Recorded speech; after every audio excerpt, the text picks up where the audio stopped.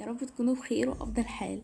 المره اللي فاتت اتكلمنا عن الصفه وقلنا ان الصفه بتصف اسم او ضمير، وقلت لكم يعني ايه مقارنه واعمل مقارنه ازاي، وقلت لكم التساوي، وقلت لكم التفضيل. وقلت لكم ممكن الاسم يسبق الصفه، مش دايما الصفه بتسبق الاسم، بس الفيرب تو بي لازم يتحط. اتكلمنا عن كل حاجه في الصفه. تعال النهارده نتكلم عن الضمير. كده خدنا الاسم والصفه والفيرب، هيبقى معادش لنا بس غير الضمير واللي هو الظرف. طبعا انا بعتذر ان صوتي تعبان شويه، ولكن يعني انا هحاول والله، لان الحلقه دي كانت المفروض تنزل امبارح، فانا كنت تعبانه شويه يعني، ولكن الحمد لله قدر الله ما شاء فعل. هنبدا بالضمير. احنا هناخد النهارده الضمير، تمام، الضمائر، وهناخد انواع الضمير. تمام، احنا عندنا ضمائر فاعل، ضمائر مفعول، صفات ملكيه، تمام، عندنا ضمائر الملكيه، عندنا ضمائر الانعكاس. هناخد كل حاجه فيهم وهقول لك كل ضمير بيجي فين وامتى. اول حاجه صلوا على النبي ويلا نبدا. عندنا النهارده اللي هو في الحلقه بتاعتنا ضمير الفاعل، اللي هو ايه، اللي هو subject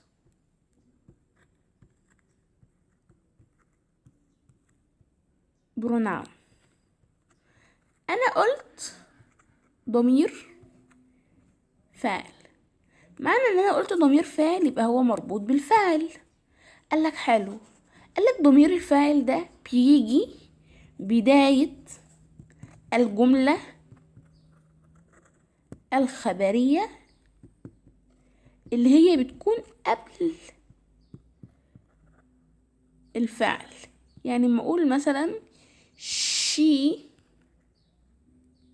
is، فهي هنا ضمير اهيت وهنا الفيرب، فهي في الجملة الخبرية السبجكت جاء قبل الفيرب. وقالك ان هي بتيجي في اللي هو ضمير الفاعل. احنا لحد دلوقتي لسه بنتكلم في ضمير الفاعل. قالك ضمير الفاعل لو هو جه في السؤال، تمام، بيجي بعد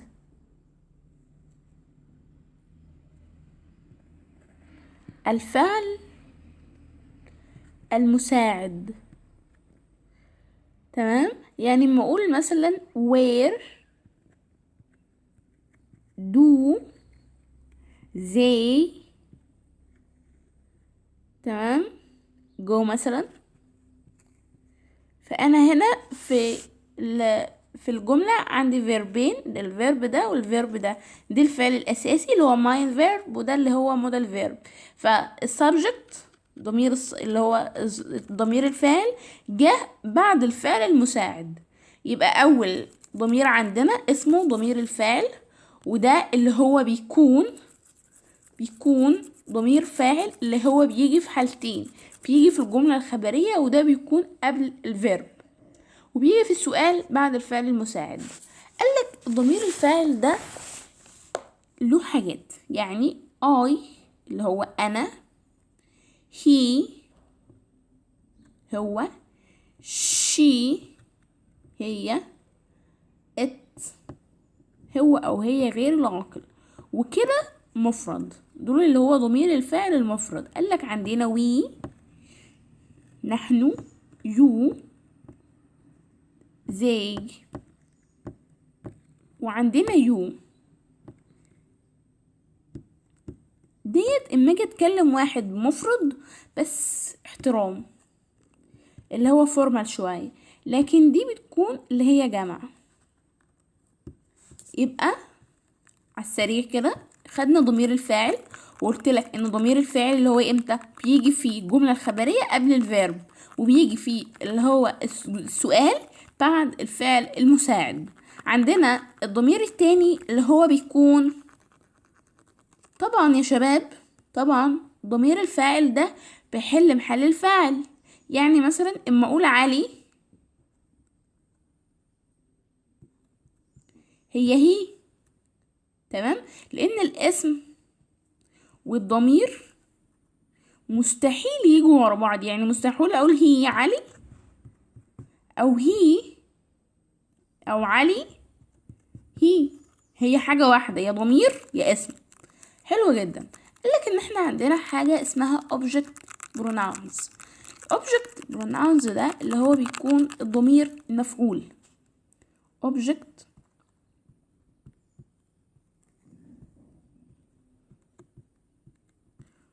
pronoun اللي هو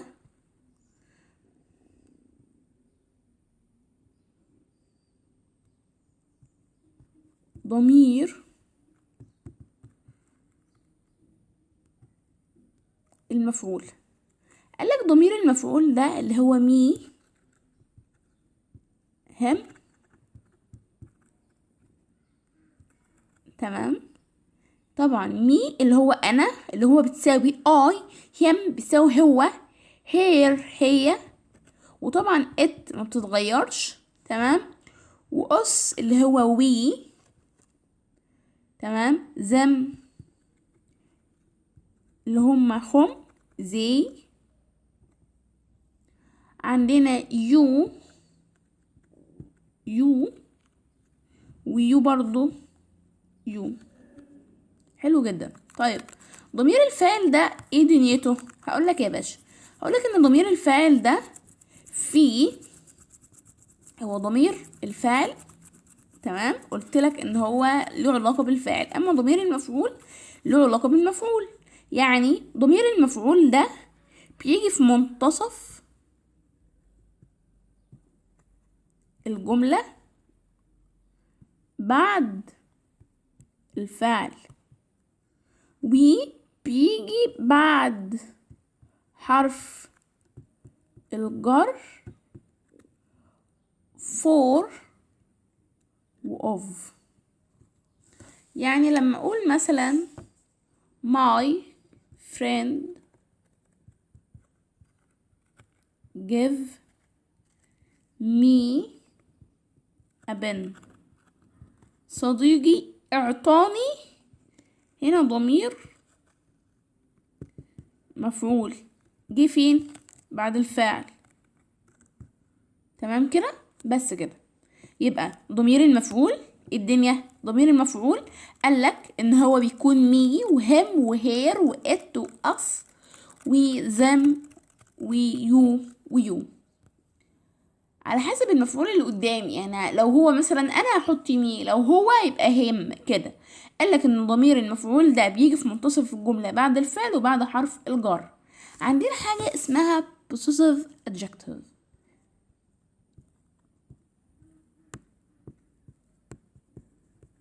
ديت ملكية. adjective اللي هي صفة، فأصبحت صفة ملكية. لما هجمعها أقول صفات ملكية. تمام. الضمير بتاعها اللي هو my his her. تمام. it's our their your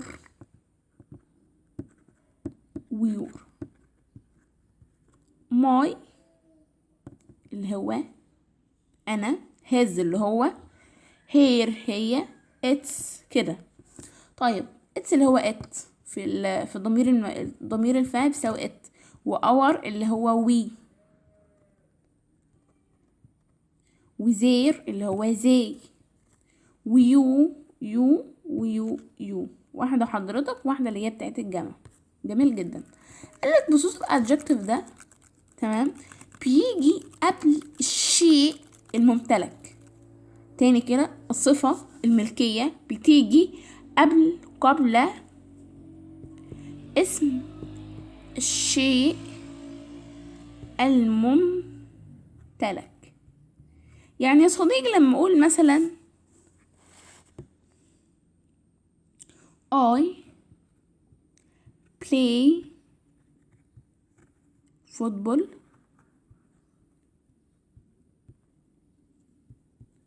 with my friends. الدنيا دي انا الضمير بتاعي ايه اهو، اللي هو ايه، اللي هو الصفة الملكية، الاسم اهو. فهي هنا جت قبل اسم الشيء الممتلك اللي هم صحابي، فانا دي اللي هم صحابي انا، فهو ده اسم الممتلك بتاعي، فانا حطيت الضمير بتاعهم. جميل جدا. يبقى انا كده خدت ضمير الفاعل وضمير المفعول، وخدت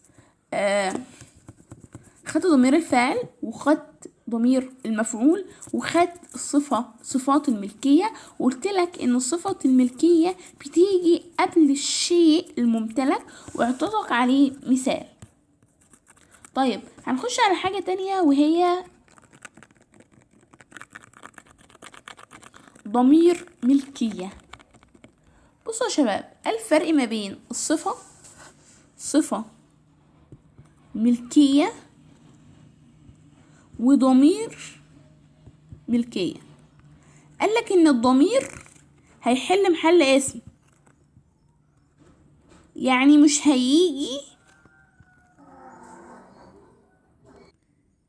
هيجي بعده اسم. لكن الصفة بتصف، زي ما قلت لك المرة اللي فاتت ان الصفة بتصف، يبقى هيجي وراها اسم الشيء الممتلك.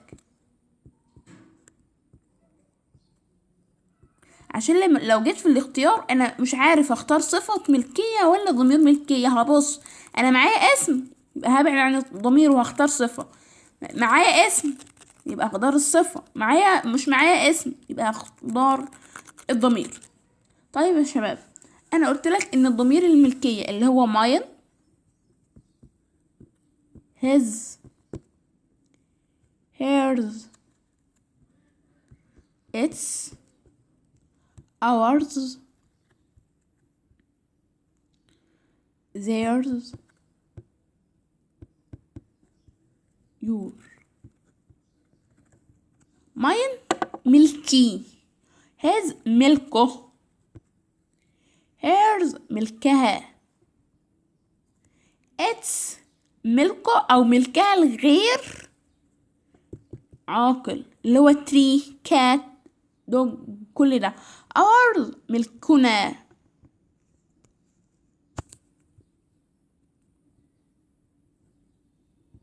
theirs اللي هي بتكون ملكهم.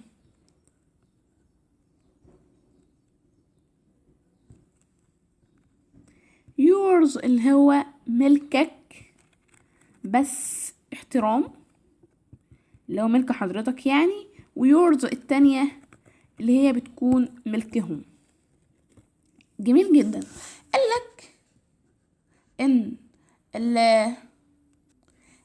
ان ضمير الملكية ده تعبر عن الملكية، تمام، ولا يأتي بعدها اسم، لان هي ضمير، فالضمير بيحل محل الاسم. يبقى انا كده خدت يا باشا ضمير الفاعل، وقلت لك ان ضمير الفاعل بيجي في بداية الجملة الخبرية، بيكون قبل الفاعل، تمام، وبيجي في السؤال بعد الفعل المساعد. وخدنا ضمير المفعول اللي هو بيكون في منتصف الجملة، يعني بعد المفعول، بعد الفاعل، وبعد الحرف الجر اللي هو اوف وفور. خدنا ايه اللي هو صفات الملكية. قلت لك صفات الملكية ديت، الصفة يعني بتصف اسم، يعني هتيجي قبل اسم الشيء الممتلك. طيب ضمير الملكية قالك ان هو تعبر عن الملكية ولا ياتي بعدها اسم، لان هي اوريدي بتحل محل اسم. ضمير الانعكاس قالك ان هو ضمير الانعكاس اللي هو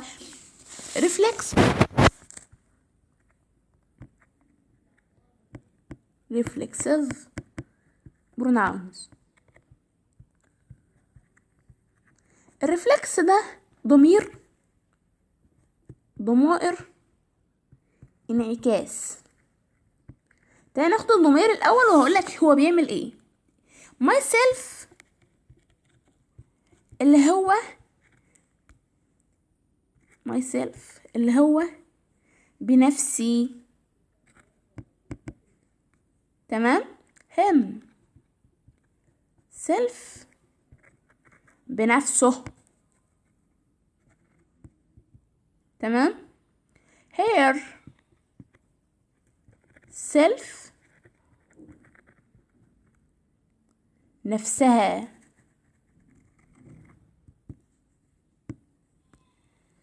itself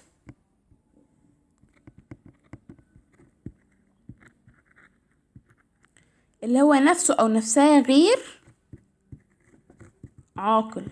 جميل جدا. عندنا our،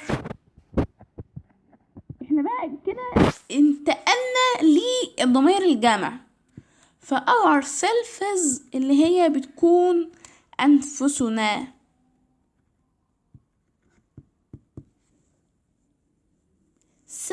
زم سيلفز اللي هي بتكون انفسهم.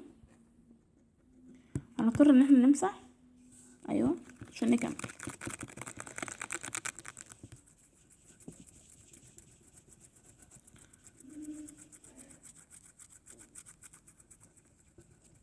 خلي بالك ان ضمائر الانعكاس دي اللي هي ريفلكس بروناونز دي مهمة جدا جدا، يعني لان هما التانيين تحس ان هما يعني معروفين عادي، لكن الفكرة انا امتى احط ضمير الانعكاس ده. نكملهم بس الاول.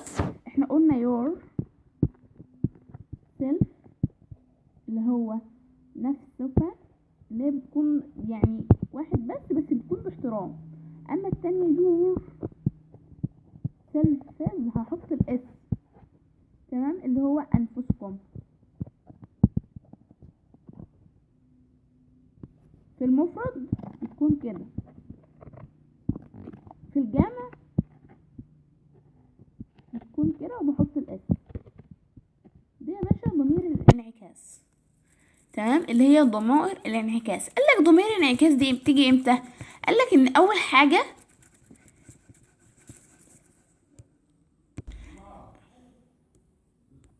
ضمير الانعكاس ديت قالك بتيجي لو كان الفعل. قالك ان ضمير الانعكاس دي بتيجي فين؟ قالك ان هي بتيجي فيه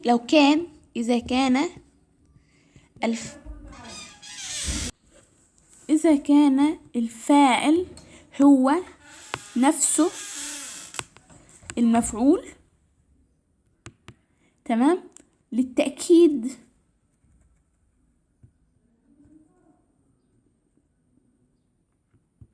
ان الفاعل هو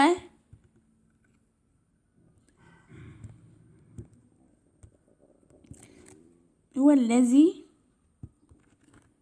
قام بالفعل نفسه.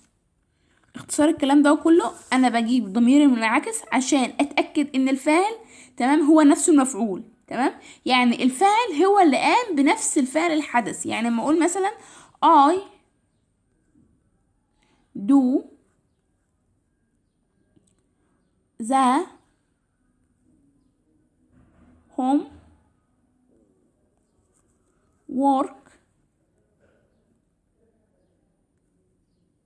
myself، انا اللي عملت الواجب لنفسي، يعني ماما ما عملتوش معايا، ما حدش ساعدني بيه، تمام. يبقى ضمير الانعكاس بيجي عشان يقول لي ان الفاعل هو نفس المفعول، يعني الفاعل هو اللي عمل الحاجه دي، تمام. I do the homework myself اللي هو انا اللي عملت الواجب بنفسي، تمام. في بقى الضمير المنعكس ده قالك ان هو بيجي مع بعض يعني مع بعض التعبيرات. لما اقول ايه enjoy yourself، انا كده عملت ايه؟ جبت ضمير منعكس. او help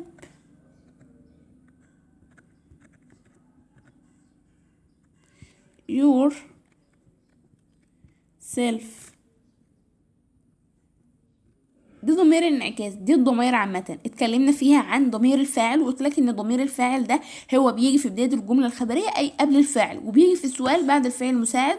قلت لك ان الاوبجكت بروناونز اللي هي ضمير المفعول هي بتيجي في منتصف الجملة، يعني بعد الفعل او بعد حرف الجر. تمام، اللي هو اوف وفور. تمام. قلت لك ان البوزيتيف ادجكتيف اللي هي الصفات الملكيه هي بتيجي قبل اسم الشيء الممتلك. تمام. قلت لك ان ضمائر الملكيه اللي هي possessive pronouns دي اللي هي بتكون عن الملكيه ولا ياتي بعدها اسم. الريفلكس pronouns اللي هي بتكون هو ضمير منعكس، يعني الفاعل هو اللي هو نفسه المفعول، يعني الفاعل هو اللي قام بالحدث زي ما قلت لك I do the homework myself. وقلت لك مع بعض التعبيرات زي enjoy yourself او behave yourself او I love myself، اللي هو انا عايش مع نفسي. بس كده، باي.